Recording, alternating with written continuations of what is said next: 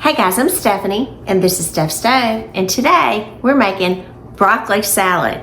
Now this is a pretty much of a no-cook recipe that is just tasty and delicious, and it's one of those things that gets better each day that it sits in your refrigerator. So let's get started and make this wonderful broccoli salad. Here we go. Alrighty, for our recipe, one of the first things that we've got to do that's actually is going to be the longest thing to cook is we've got to cook our bacon. This recipe calls for 1 pound of bacon. So I'm going to get my bacon open. And as you can see, I've got a stock pot here, which some of you will think, well, how are you going to cook your bacon in a stock pot? I'm going to show you. So I'm going to get all my bacon out here, and we're going to pull the entire thing out. A bag over here. I'm going to just drop it in for right now. The rest of this package out. And we want this in pieces. So, and these are my kitchen shears that I use for cooking. So if you don't have kitchen shears, I would suggest you get some because I love these for a lot of applications. And I'm just going to go ahead and cut my bacon into little pieces. I've kind of rolled it up here, cut it in half, and I'm going to just cut little pieces. Now you don't have to worry about kind of breaking it apart because as it cooks, it will continue to break apart. And the good thing about cooking it in this saucepan like this, you don't have to worry about as much splatters, and it'll just kind of cook up, and that wonderful bacon grease will be left behind. And if you don't use it, I love to save bacon grease. I know I had a friend of mine say to me one time, they said, you remember a long time ago, like people would save bacon grease? I said, I still do. I said, I always have some in my refrigerator at all times. It's great to season things with. So when you cook some bacon, save that wonderful bacon grease, or you may have heard your grandma call it bacon drippings. That just makes things really good. So I'm going to almost got these cut up, and again you can see I'm just rolling it, cutting it into little pieces. If some are bigger, some are smaller, that's fine, but you want it what it would be somewhat bite-sized pieces. You're not looking for strips here. If you wanted to fry bacon strips or do them in your oven or so forth, you can, but I just prefer this method because it goes really quickly, and I really don't have to babysit it a whole lot. You can see we've got just some nice little pieces right here. I put my scissors down, and I'm going to turn my heat on medium-high. Break it up with my hand here. And we're going to let this just cook down for several minutes until it's nice and brown and crispy. I do like my bacon crispy, so if you like yours a little less, you'll cook it a little less. But I'm going to cook it until it's nice and crispy. I'm going to give my hands a wash, and we'll be right back. You can see one of the good things when you're cooking the bacon like this, it doesn't splatter. And again, all that wonderful bacon juice or bacon drippings is right at the bottom, so that I can use that for later. It'll start curling up nicely. Go down a little bit so you can see just a little bit more. Let's keep moving it around.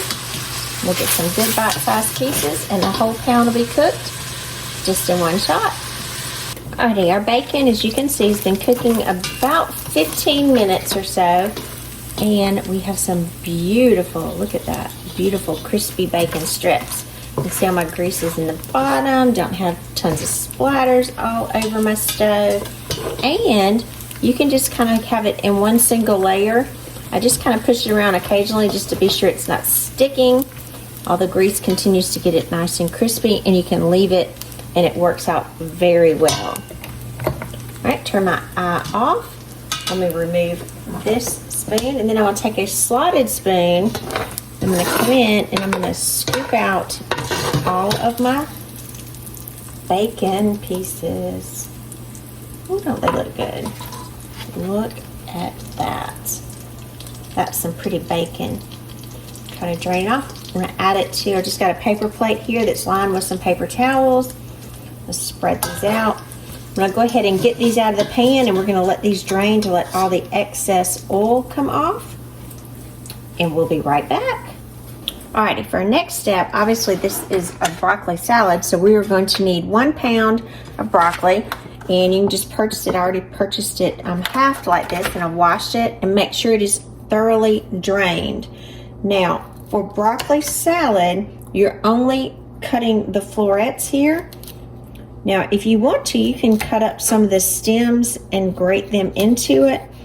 I prefer just at the tip right here of the florets. So we're just going to cut those out, and I'm going to go through and cut both sections of these, and we'll be right back. All right, we've got our pound of broccoli chopped up, and as you can see, I've tried to get these in little bite-sized pieces, so this is what we're looking for. So when you chop it, if they're larger pieces, just chop it into nice bite-sized pieces. And to this, kind of in a medium-sized bowl, we're going to add our bacon back in. Now, not only have we allowed our bacon to drain on the paper towel, but it does need to cool so it doesn't kind of cook or melt the rest of the ingredients that we're putting in here. All right, so now we have our bacon, a pound of broccoli, pound of bacon. This is half of a red onion chopped.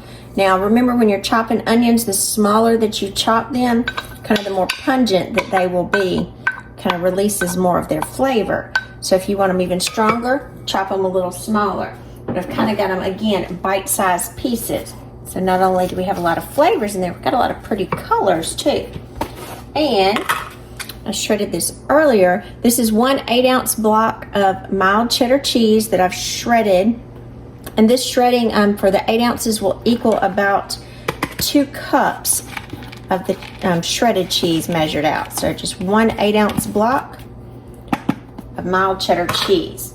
So these are our main ingredients, and we're gonna set those to the side. Now I'm gonna come over here with a little smaller bowl, and we're going to make a dressing for this.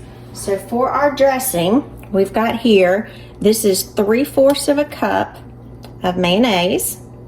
Use the mayonnaise of your choice.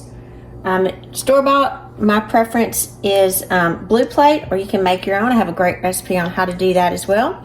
This is 1/2 of a cup of sour cream. And I'm going to try to make this a little bit more friendly for people that maybe fall on low carb, which traditionally with a broccoli salad is what you'll think of. This is 1/4 of a cup of stevia. So I'm going to use that as my sweetener here. Let me go ahead and get all this mayonnaise off here. I'm going to go ahead and start mixing these ingredients together first. So be really careful. Go ahead and blend those together, because again, you just do want some light sweetness. And if you've never tried stevia, it's really good. I have a friend of mine who's diabetic and she likes it. She tried to get me to try different things. So this is a 0-calorie sweetener. Get that work together really nicely. All right, and to this we're going to add, I'm going to say, about a teaspoon of salt. Let me get this open. About a teaspoon of salt, and I just grounded it in the top, emptied it out. And we're also going to add to this, to thin the dressing a little bit, I've got apple cider vinegar. We're going to add a teaspoon of apple cider vinegar to this. Kind of give it just a little bit of a bite, which is good. Now we're going to move this together. Kind of go carefully when you add the vinegar to it. Whew, it's got a nice smell already. And so you can see it will begin to thin it. So we're going to work this together. Make sure it's all incorporated, and you can see again it's got a nice pourable blend to it. All right, so I'm going to come back over here and bring my bowl. Now, as I said, everything we had in here, we had the broccoli, the bacon, red onions, and cheddar cheese. If you wanted to do this a complete low calorie, or if you even wanted to consider this, I guess it would fall into the keto range, you could leave it as this. Now, one thing that I like to add kind of knocks it out of that, but again, this is my preference. I love cranberries, so I'm going to add just a few cranberries. Now some people will even add raisins to this. I just like the flavor of the cranberries. So I just added a good handful. It's probably about half of a cup here. And just look how pretty that is already without any dressing. All right, so now let's pour our dressing over.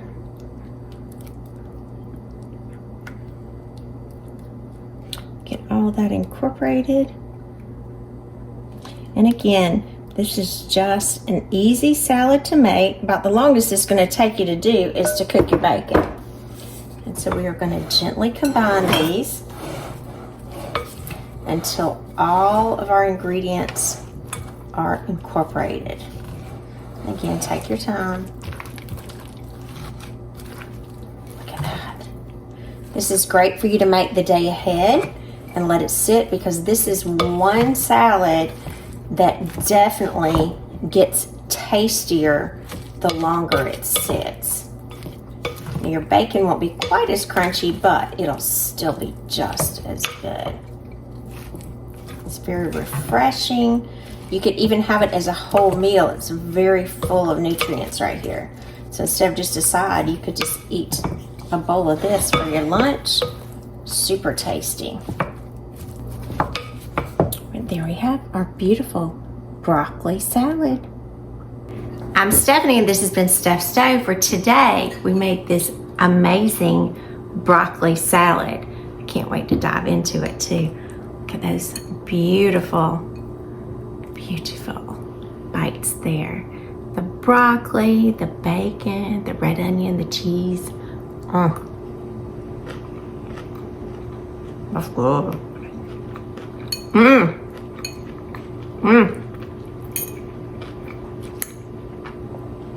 That's so good. Look at that. And not only is it good, it's pretty too. This is a salad, excuse me, that it gets better the longer it stays in the refrigerator. So you can make this ahead of time.